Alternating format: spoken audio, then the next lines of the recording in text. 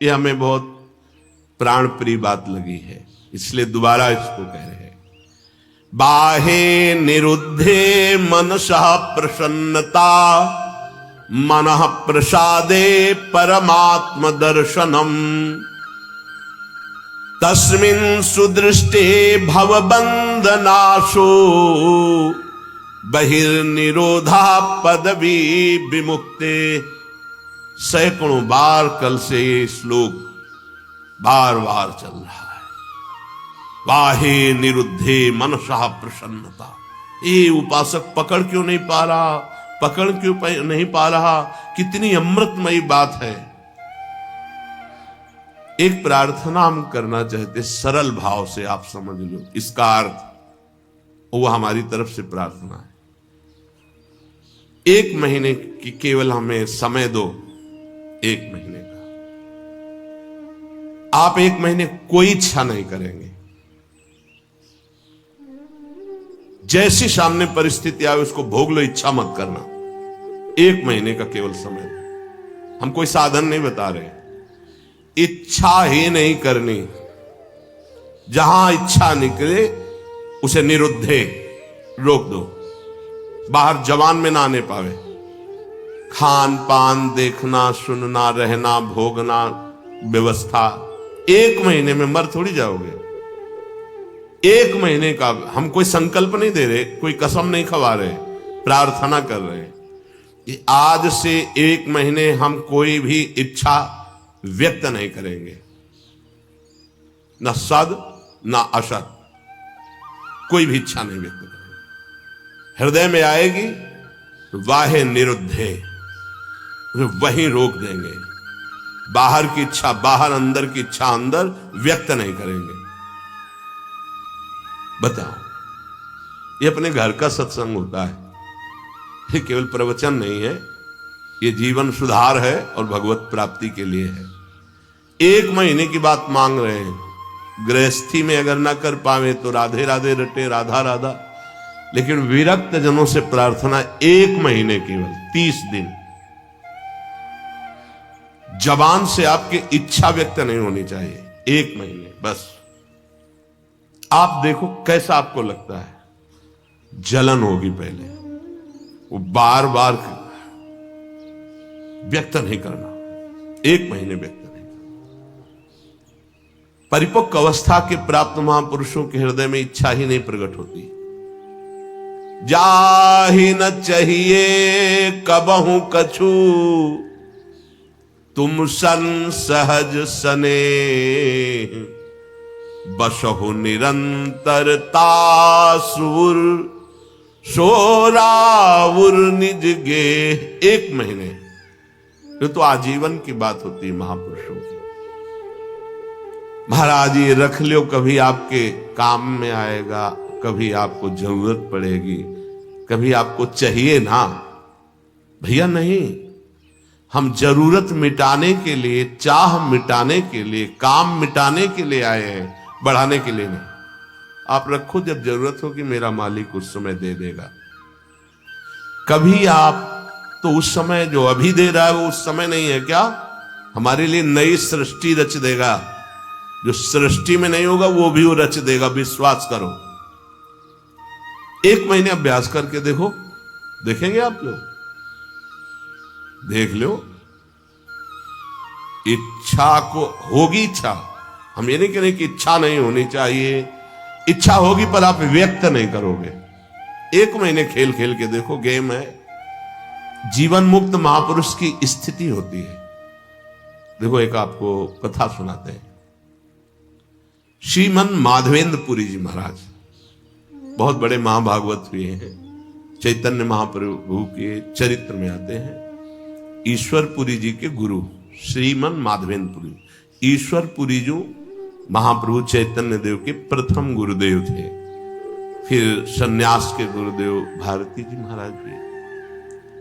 तो श्रीमन माधवेंद्र पुरी जी महाराज जब क्षीर चोरा गोपीनाथ जी जो कहे जाते हैं, गोपीनाथ जी के दर्शन करने गए तो वहां शयन के समय कुल्हड़ में बड़ा ही पवित्र और स्वाद युक्त खीर का भोग लगता था।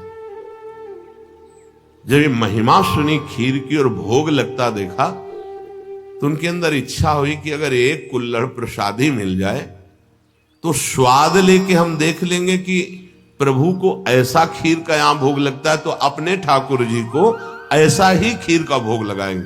जो ही इच्छा जागृत हुई, जलन पैदा हुआ। अरे इच्छा कैसे जागृत हो गई? तो अंदर से विवेक कार्य कर रहा है, बचाने का जलन। ये तो प्रभु के भोग के लिए इच्छा, फिर भी इच्छा कैसे हुई कि मुझे एक कुल्हड़ मिल जाए? तुरंत प्रणाम किया और वहां से चल दिए। अब रात्रि का समय आ रहा था तो उसी गांव के किनारे एक वृक्ष के नीचे बार बार ये प्रश्न मन से, तूने इच्छा क्यों कर ली?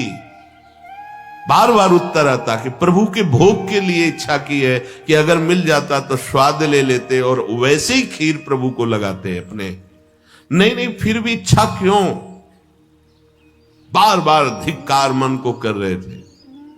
इधर महाभागवत की इच्छा भी भगवान बने थे और उसका पोषण भी भगवान करते हैं। जो निरीह जन है, जिनके अंदर इच्छा ही नहीं है, उनके हृदय में कोई इच्छा प्रकट होती तो लीला प्रकट करने के लिए होती। जो कई कुल्हड़ थे उनमें से एक कुल्हड़ छुपा लिया ठाकुर जी ने अपने वस्त्र के नीचे, घाघर के नीचे, जो नीचे का वस्त्र उसमें छुपा लिया और सामने रखे हुए हर भोग के कुल्हड़ उठा करके ले गए। जब शयन कराने गए तो देखा एक कुल्हड़, कहा ये कैसे, यहां कैसे आ गया प्रभु के वस्त्र की? तो प्रभु ने कान में कहा उनके, प्रभु मूर्ति नहीं है, तुम जैसी भावना करोगे वैसे। राधा वल्लभ लाल जी, बिहारी जी सब बात करते हैं, ये किसी मूर्तिकार की रचना नहीं है। हाँ, एक बार मोहनचंद महाप्रभु का चरण छू गया श्री जी के भोग के कटोरे में, तो एक चपत मारी हितजू महाराज ने। प्रभु के पात्र में चरण कैसे छू गया?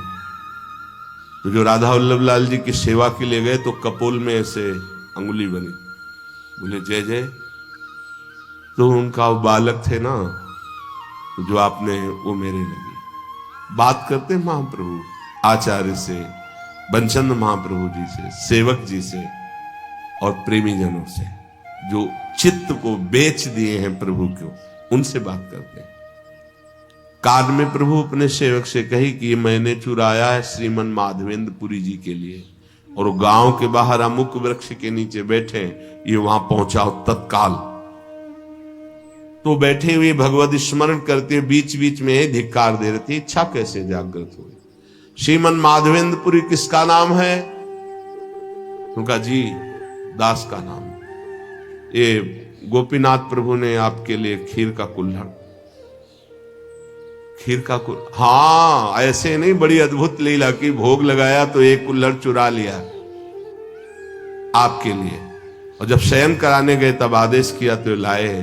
उस दिन से प्रभु का नाम क्षीर चोरा गोपीनाथ हो गया। वो तो चले गए, देखे रात भर रोते रहे, प्रभु खीर तो पाई ही, कुल्हड़ भी पा गए, और उसको जो थोड़ा कुल्हड़ का हिस्सा बांध लिया, रोज प्रसादी रूप से थोड़ा कुल्हड़ पा लिया। कितना आप विचार करो, इस कोटि के जो महामहिम है, वो भगवत संबंधी इच्छा में इतना क्लेशित हो गए। हम तो स्वयं भोग की इच्छा रखते हैं। हम कौन से साधक हैं, कौन से महात्मा हैं, किस मार्ग के पथिक? जब सिद्धांत को समझो, यहां इच्छाओं का तो जाल लगा हुआ है, और परमार्थ का स्वरूप क्या है? बाहे निरुद्धे, बाह्य रोग दोष। इच्छा को कोई भी इच्छा हृदय में अपना स्थान न बनाने पावे। मनसः प्रसन्नता, तो आपके मन में अखंड प्रसन्नता जागृत होगी।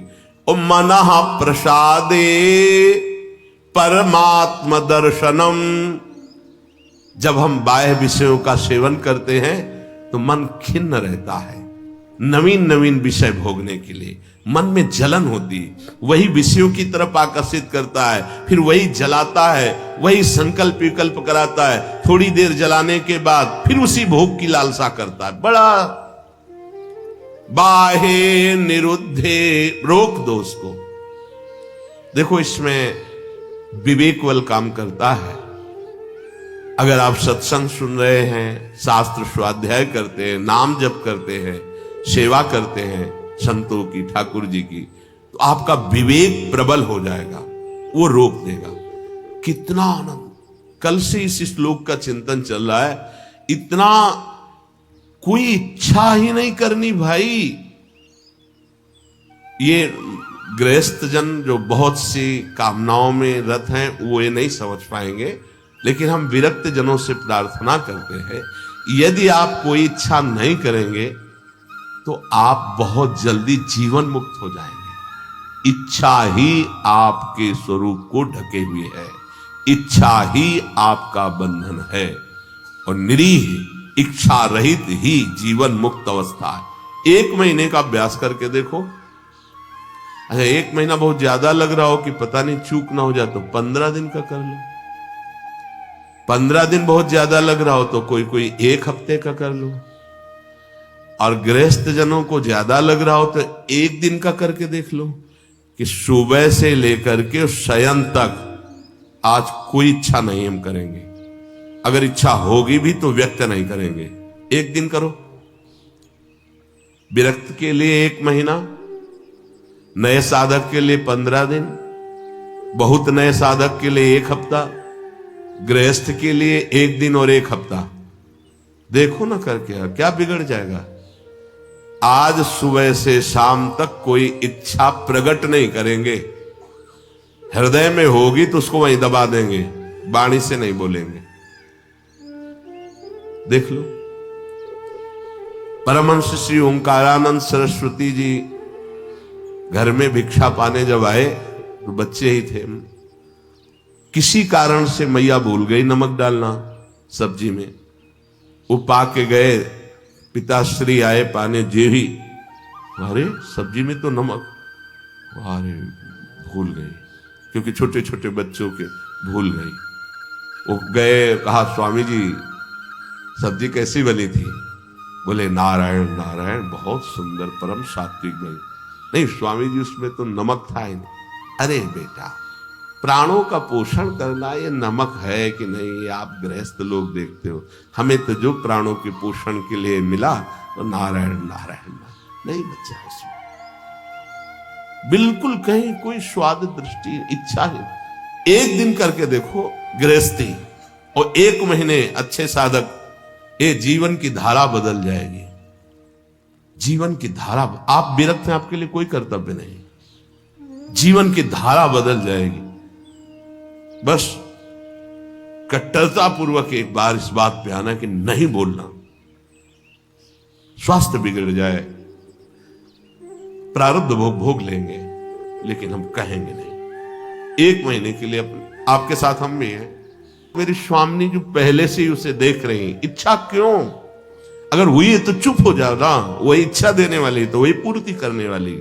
इच्छा हुई, नहीं पूर्ति हुई तो उनका विनोद है, पूर्ति हो गई तो उनका दुलार है। दोनों में हमें पूर्ण ही रहना है, हमें इच्छा नहीं करनी। ठीक है, पकड़ी गई बात। 1 महीना अपने विरक्त जन इच्छा नहीं करेंगे। पक्का नहीं, पक्की बात करो। हाँ नहीं, देखो ना आप, इसमें जीवन मुक्त अवस्था की तरफ कदम है। 1 महीना जीवन मुक्त रहकर फिर आगे का तो अभ्यास पुष्ट ही होगा। 1 महीना कोई इच्छा नहीं, आएंगी परिस्थिति, बस कहना ही तो है, नहीं कहना ही नहीं है, कुछ नहीं। 1 महीना नहीं बोलना है इस विषय पर कि आज हमारी ये इच्छा है, बोलना नहीं। आगे चले पक्का। और 1 दिन आप लोग गृहस्थ जन करके देखो कि आज एक पूरे दिन में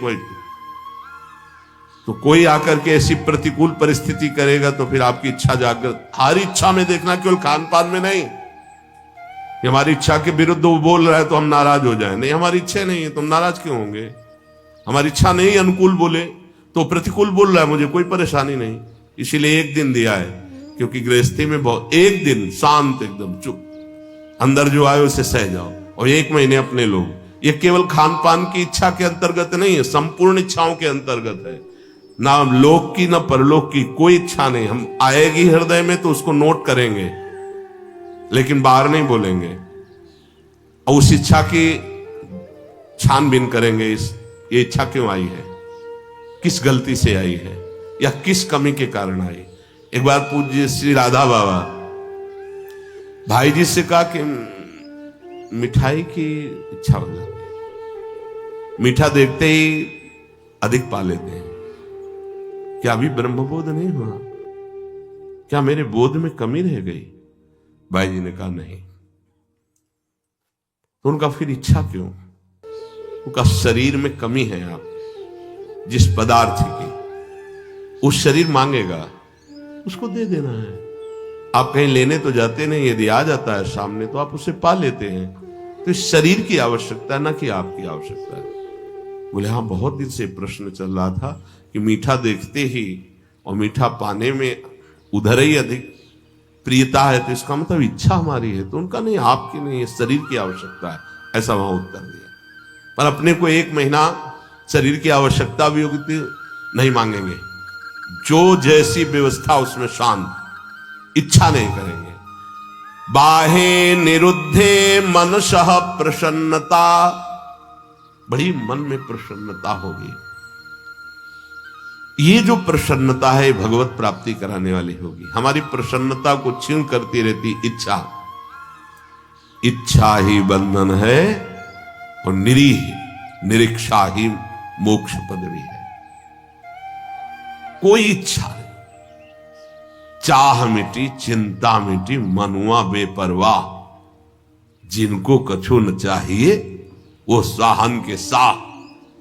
1 महीना का अनुष्ठान है, लोग कहते हैं ना कि ये फलाहार का अनुष्ठान, इसका अनुष्ठान, 1 महीना का अनुष्ठान इच्छा नहीं करेंगे। जो हमारी दिनचर्या वो चल रही है, कोई इच्छा नहीं। हमें परिक्रमा लगाने जाना इच्छा हुई, हम इसे भी रोक, न सात ना सत। अगर प्रभु की इच्छा है तो गुरुदेव से बुलवा देंगे, जाओ परिक्रमा लगा के आओ। आज से 1 महीने तक कोई भी इच्छा, सत या असत, किसी भी इच्छा को हम बाहर व्यक्त नहीं करेंगे। जो दिनचर्या बना दी गई वो इच्छा नहीं है, वो कर्तव्य पालन है, उस पे चलेंगे। स्वयं से कोई इच्छा होगी उसे दबा देंगे 1 महीने के लिए, फिर देखते हैं कैसा लगेगा। 1 महीना, आज तारीख कौन है, कौन 17 तारीख को बात करेंगे फिर सत्संग में कि क्या स्थिति है आपकी। 1 महीना ईमानदारी से देखना, बोलना मत, चूक नहीं होनी चाहिए। 1 महीना कोई बहुत ज्यादा नहीं, पूरे जीवन में इसी स्थिति को लाना है। जहां हमारी इच्छा रुकी, खास बात है, बहुत बड़ी बात है, मनः प्रसन्नता, मन प्रसन्न होने लगता है। और कह रहे मनः प्रसादे परमात्म दर्शनम, जहां मन निष्काम हुआ, कोई इच्छा नहीं, और अखंड प्रसन्नता जागृत होती है इच्छा रहित होने पर। हम लोगों को कैसा माया फंसाए है कि हम सुखी होना चाहते हैं इच्छा करके, हमारी इच्छाओं की पूर्ति हो जाए तो हम सुखी हो जाएं। शास्त्र क्या कह रहा है, इच्छाओं का नाश, मन की अखंड प्रसन्नता, और मनः प्रसादे, जब मन प्रसन्न होता है उसी स्थिति में भगवत साक्षात्कार होता है। अखंड प्रसन्नता जागृत हुई, उसी प्रसन्नता में तत्वबोध होता है। मनः प्रसादे परमात्म दर्शनम, तस्मिन् सुदृष्टे भवबंधनासो, बहिर्निरोधः पदवी विमुक्ति। जिस समय उपासक अखंड प्रसन्न हुआ, परमात्म साक्षात्कार होता है, तो उसकी दृष्टि बदल जाती है, ब्रह्म दृष्टि। सर्वम खलमिदम ब्रह्म, उस सब जगह ब्रह्म का दर्शन, भगवत दर्शन करता है। यही संसार बंधन का नाश हो जाता है, यही परम पद है, उस परम पद में आरूढ़ हो जाता है। कोई इच्छा नहीं, कोई चाह नहीं, ये जीवन गुरुदेव को समर्पित, प्रभु को समर्पित, जैसे चलावे, स्वयं निरंतर भगवदाकार दृष्टि, परमात्म दर्शन, परमानंद का अनुभव, दुख का लेस नहीं। अब निरोध करने की वृत्ति कैसे हम रोक पावे, तो बोले योगस्य प्रथमम द्वारम वांग निरोधो अपरिग्रह। पहले वाणी को रोक दो, उचित बोलो केवल, जितना शास्त्र सम्मत बोल सकते हो उतना बोलो, अन्यथा मौन रहो। नाम कीर्तन, वाणी गायन। पहला योगस्य प्रथमम द्वारम, कल चर्चा हुई थी। दूसरा अपरिग्रह, कोई भी चीज अपने पास ऐसी न रखी जाए जो हमारी इच्छाओं का वर्धन कर दे। अगर वस्तु समीप रहेगी तो वो अपना प्रभाव दिखाएगी, इच्छा प्रकट कर देगी विरक्त के लिए। जो सीधे परमात्मा साक्षात्कार के लिए चला है, अपनी कुटिया में बस जितना मन को चंचल ना कर पावे उतना है। महापुरुषों ने सदैव ऐसा ही किया है। गुरुदेव भगवान की आज्ञा से तेहरा से सुबह 7 और 8 के बीच में जाके चून मांग लाते। उसी चून की जो बाजार गए, सब्जी मंडी से घूमे आए, जो उनकी झोली में डाल दिया वो सब्जी बना ली, नहीं तो 2 रोटी बन गई। महाराज जी उसी गुरुदेव भगवान को दे। महापुरुषों ने भगवत प्राप्ति के लिए इच्छाओं का दमन किया, इच्छाओं का नाश किया। देखो अब क्या होता है, अपने लोग बड़े बहाने से अपनी वासना का पोषण करने लगते हैं। अमुक चीज बोले आज श्री जी की यही इच्छा है, हाँ ठीक मान लेंगे आपकी बात, भोग लगाइए और बांट दीजिए, पशु पक्षी सबको बांट दीजिए। आप उठाइए झोली, जाइए मधुकरी मांग के सूखी रोटी लाइए, ये तो पता चलेगा आप श्री जी की इच्छा का अनुमोदन करते हैं। श्री जी की इच्छा के बहाने से हम अपनी वासना का कभी कभी पोषण करते रहते हैं। देखो गोविंद देव जी महाराज ने बाबा बलराम दास जी झाड़ू मंडल के जो थे उनसे यही कहा था कि हम तो, हमारा संपूर्ण जगत हम तो सब पाएंगे, लेकिन आप तो अब श्री जी के प्रसाद के बहाने इतना हलवा पूड़ी कचौड़ी पकौड़ी सब तो उनको भोग लगेगा। महाराजा धीराज है हमारे, और रोज पाएंगे तो पेट बढ़ेगा, गैस बढ़ेगी, चर्बी बढ़ेगी, भावनाएं वैराग्य से रहित हो जाएंगी। बात मान लेना, भोग लगे सबको बांट दो, थोड़ा थोड़ा भर पेट। अपने यहां जैसे जाते हैं साधक तेहरा से 100-250 जो भी रोटी मिलती है इकट्ठे मांग के लाते हैं, फिर पाते हैं वही। उदर भरो माधुकरी से, रूखे सूखे से भोग लगाओ, रोज भोग लगाओ और उसे बांट दो। इतना इतना अगर सो तो कोई, हम माधुकरी से अपना अगर या प्रभु को जो प्रसाद भोग लगा है उसमें से सूखा और जो अच्छा अच्छा पदार्थ है वो और सबको, पशु पक्षी भी तो वृंदावन के संत हैं, बांट दिया। एक बार पंडित रामकृष्ण बाबा राधा रमन जी गए तो दोना भर करके सब मिठाई का प्रसाद। बाबा तो बहुत शासन करते थे, वे गोसाई जी महाराज हमको तुलसी दल और चरणामृत दीजिए, ये मिठाई महाराज पाते हैं औरों को बांट दीजिए, हमें तो तुलसी दल और चरणामृत दीजिए। बहुत सावधान। गुरुजन जो हमारे आचरण करते हैं हमको वैसा चलना पड़ेगा।